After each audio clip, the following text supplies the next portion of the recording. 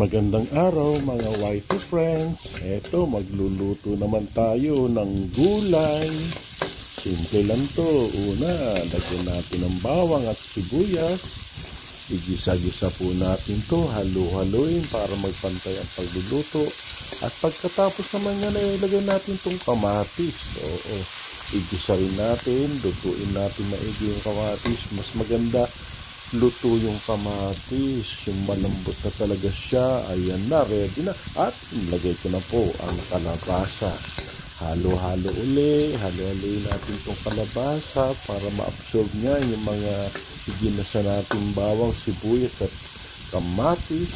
And after that, ilagay naman na po natin itong okra at sitaw. Yes, pinagsabay ko na po yung sitaw at okra. Dahil halos pareho silang ng texture.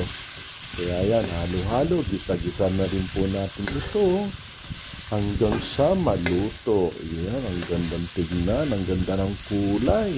Kapag ganyan ang kulay, malamang nakakagutom. Ayan na. O, maluluto na siya. O, halo-halo lang. At nilagyan ko lang din po yan ng patis at konting paminta. Ayan. Lagyan na po natin ng sabaw. Yung pinagpakulaan ng baboy. Ilagay na po natin para lambot. Ayan na po ang aking durog na paminta. Nilalagay ko na po. Tinakpan para mabilis maluto. Tadan! Ayan na. Halos luto na itong ating ginisang gulay. Hango-hango na. O, di po ba? Ayan na, hanguin na natin at maya-maya, kainan na. Ayos, di ba?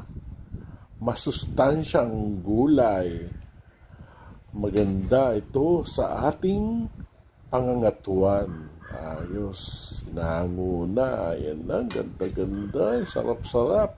Ang kalabasa, maganda yan sa ating mga mata.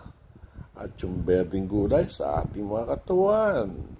Yes, luto na ang ating ginisang gulay. Ayan na. Kainan na.